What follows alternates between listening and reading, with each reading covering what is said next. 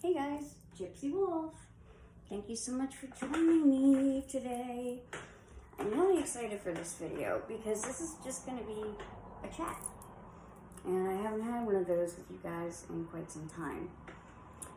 So today's little witchy chat is going to be about why it's so important to not discuss your spells,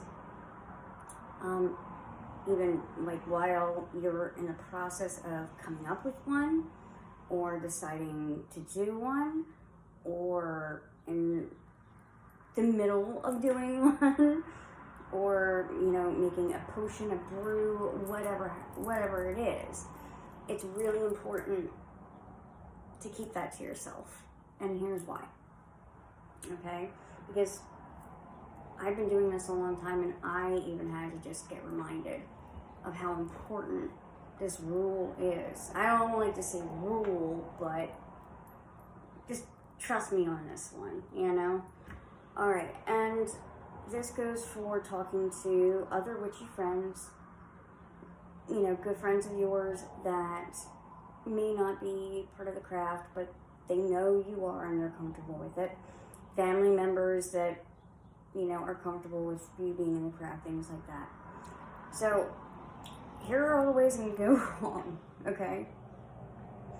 Let's say you are in the middle of coming up with a spell, all right, and you think it is fantastic. You think it's gonna really fix what you need it to fix, and you're really excited about it. And you go and you bring it up to one of your witchy friends or whomever, okay? And they pause. And they don't really give you that recognition that you were looking for. They don't give you that, it's a great idea that you were hoping for. So therefore, it makes you doubt yourself. It makes you doubt the spell that you're about to cast, right? So, and I just can't stress this enough, unless you are 110% confident that your spell will work, probably won't. I get a lot of questions from my subscribers. Hey, I did this spell and I think I might need to do it again, blah, blah, blah, here's why. A lot of times I personally think that, if those were the signs I was getting, I'd be okay with it. But because they don't feel that way, I always tell them, okay, end the spell, start over. You have to go with your gut. You have to go with your intuition. It's so important. Okay, so another thing. Let's say you're in the middle of a spell working. Let's say it's going to take you 3 nights, and you're on night 2. And you mention to one of these people what you're up to, what you're doing and what you're trying to achieve. And, and this will especially happen with other witches, especially if, you're kind of on very different paths. They'll say, well, I don't know about that because X, Y, and Z. Or they won't even give you a good reason. They'll just say, I don't think that's going to work. And that makes you doubt yourself. Whether you are the most confident person in the world or not, it's still going to make you doubt it, right?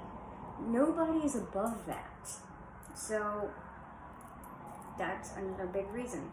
Let's say you are in the midst of, figuring out how you want to make a new potion or a new powder, and you're getting really excited about it, and you decide to share with one of these people, and it's usually a witchy friend, an ingredient that you want to use, or ingredients, plural, that you want to use, and they don't agree. Well, then you're probably going to omit one or both, or however many you mentioned to them, because they said that they don't think it'll work. And if they say that they don't think it'll work, you're not going to feel that it's definitely going to work. So this is where your own personal power. Sorry that it's kind of noisy, guys. I live on a busy road. This is where your own personal power comes into play, all right? You have to understand that your own intuition for your own magic and your own spells is way more powerful than any written out to the T spell that I can give you, okay, or potion ingredients or powder ingredients. You have to just stop overthinking things so much. Stop. Just stop. I get so frustrated with that, and I don't mean to be rude by saying that, but you have to just trust your inner instincts, because our ancestors had them, and they believed in them, and they passed that down to you. Embrace it. Embrace it, and use it. Use it to your advantage. Why not? It's there for a reason. So, when it is safe to talk about your spells or your powders or your potions or whatever, is when, let's say, you did the spell and it worked beautifully. I wouldn't go into complete detail about what you did, because sadly, and I know this sounds horrible, I don't mean to sound like I've got trust issues, but you don't want to tell the wrong person exactly what you did, and they end up using it against you. You know what I mean? So maybe just say, hey, I did this healing spell for a friend and it worked great. Now that's something you can share. But when it comes to anything on the darker side, no. Don't share too much, okay? It's just not a great idea. Another time it would be great is if you're more than willing to share how you make an oil or a powder and explain how well it worked for you. Don't go into explicit details, just say, hey, I made this, it worked very well, and if you know that this person could use something like this, you can either, like my friends, like I'll make some for them and just send it to them for free.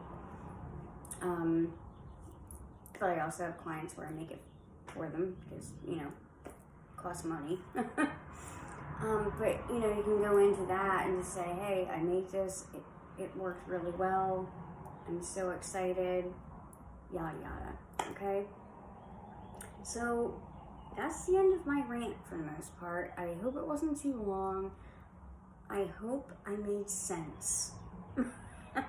You know, I know it was a little bit of a tangent, but I just really wanted to explain to you guys the importance of keeping your witchcraft a bit secret. Even though, you know, we're not in the Salem trials, or, you know, it's perfectly common to, you know, work with coven and things like that. But there are just certain things, just like normal private things in your life that you keep to yourself. There are things in the craft that normally you should keep private and to yourself. Okay, I hope that helps. If you have any questions, feel free to leave them down below. And if you need any workings or have any questions, feel free to also email me at magicalgypsywolf@gmail.com. Alright, well, thank you for joining me for this little tangent, and I cannot wait to see you again.